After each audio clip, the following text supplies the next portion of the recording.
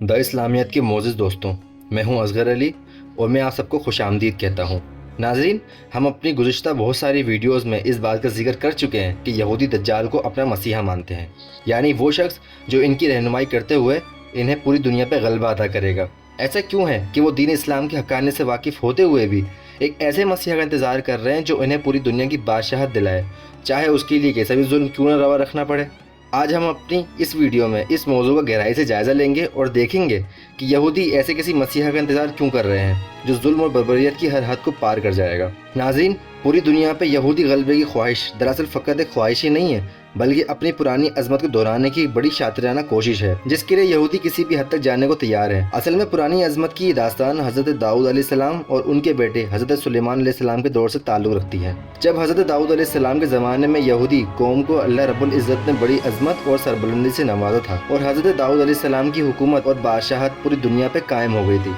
यहाँ तक कि इनके बेटे हज़रत सुलेमान अलैहिस्सलाम के ताबे तमाम चरिंद परिंद, हैवानात, हवाएं और जिन्नात कर दिए गए थे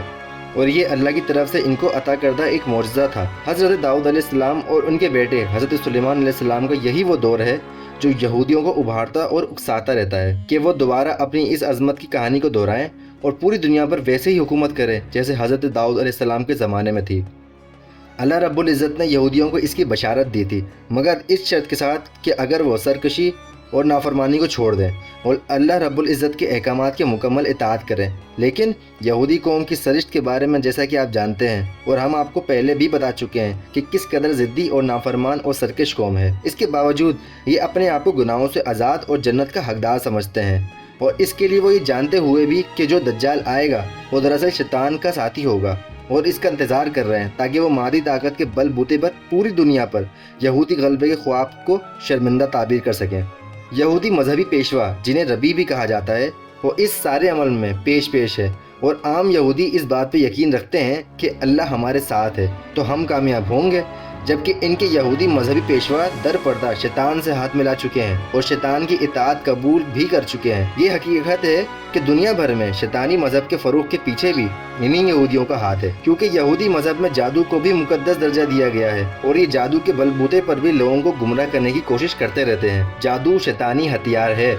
इन्होंने ये कोशिश नबी करीम सल्लल्लाहु अलैहि वसल्लम की ज़ात अक़दस पर भी की थी, जिससे अल्लाह रब्बुल इज़्ज़त ने अपने प्यारे महबूब को बचा लिया था। अब आप यहाँ ये समझ सकते हैं कि यहूदी मज़हब रहनुमाओं का बड़ा फ़िरका शैतान से हाथ मिला चुका है और शैतान को नाउज़ बिल्लाह अपना खुदा तस्लीम कर चुका है। इस वक्त पूरी दुनिया में शैतानी एजेंडे पर ये लोग अमल कर रहे हैं, जबकि इन्होंने आम यहूदियों को इस बात का यकीन दिलाया है कि हम सच्चे दीन पे हैं और अल्लाह हमारे साथ है और हमें ही फतह नसीब होगी। ये सब सुनने में शायद अजीब लगता हो, लेकिन जिस कदर तादाद में यहूदी पूरी दुनिया में आबाद हैं, जिनकी तादाद तकरीबन 80 लाख के लगभग है, तो ये बात कुछ ऐसी नामुमकिन भी नहीं है। यही सब वो हरकतें हैं जिनकी वजह से इस कौम पर अल्लाह रब्बुल इज़्ज़त की तरफ से बार बार अजाब नाजिल होते रहे हैं। लेकिन ये कौम अब तक अपनी नाफरमानी और सरकशी की रविश पर डटी हुई है और शैतानी कामों में पूरी मुआवनत कर रही है। दोस्तों, एक बात यहाँ पे समझने और याद रखने की है कि यहूदी कौम दज्जाल को अपना मसीहा मानते हैं, लेकिन वो इसे मजहबी मायनों में अपना मसीहा नहीं मानते, बल्कि सियासी मायनों में अपना मसीहा तस्लीम करते हैं। यानी इनके नज़दीक दज्जाल इनके दीन के साथ छेड़छाड़ करने के लिए या इनके दीन को दुरुस्त करने के लिए नहीं आएगा, बल्कि दज्जाल इनके सियासी गलबे को पूरी दुनिया पे कायम करने के लिए आएगा और इसीलिए ये बेताबी से इसका इंतज़ार कर रहे हैं। जैसा कि आपने कुछ वीडियोज़ में देखा होगा कि यहूदी दीवारी गिरिया पर जमा होकर रोते हुए दुआएं करते पाए जाते हैं और कहते हैं कि वो मसीहा जल्दी आ जाए और इसी की दुआ करते हैं। इनसे इनकी मुराद इसी दज्जाल और कज़ाब मसीहा के जल्दी ज़हूर की है कि वो जल्द अज जल्द आए और यहूदी गलबे को पूरी दुनिया पर कायम करे। इसके साथ साथ यहूदी इस बात की भी रखते हैं कि जब दज्जाल आएगा तो वो इनका आखिरी दौर होगा और वो पूरी दुनिया का भी आखिरी दौर होगा। इसके बाद क़यामत बहुत नज़दीक आ जाएगी। यही वजह है कि आप दुनिया में जारी किसी भी जंग को उठाकर देख लें तो उसके पीछे यहूदी ज़हनी कार फरमा नज़र आएंगे और यहूदी साजिशें और रेशा दवानियाँ हर जंग की जड़ों में आपको मिलेंगी।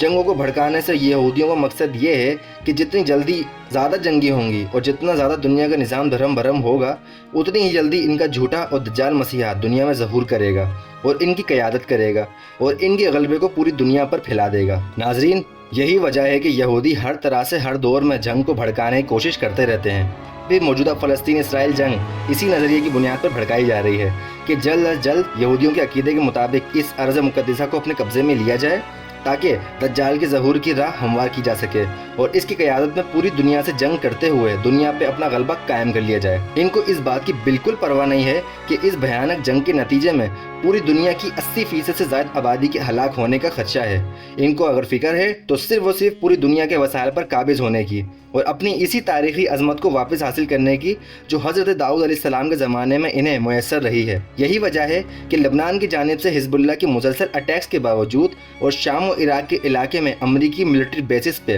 مجاہدین کے مسلسل حملوں کے باوجود اسرائیل اب اس جنگ کو ختم کرنے پر آمادہ نظر نہیں آتا اور اس جنگ کو مزید بھڑکاتے ہوئے پورے غزہ کا کنٹرول حاصل کرنے کا خواہش مند ہے، جس کو انہوں نے صرف حماس کو کچلنے، اپنے اغوا شدہ شہری فوجیوں کو رہا کروانے کی آپریشن کا نام دیا ہوا ہے،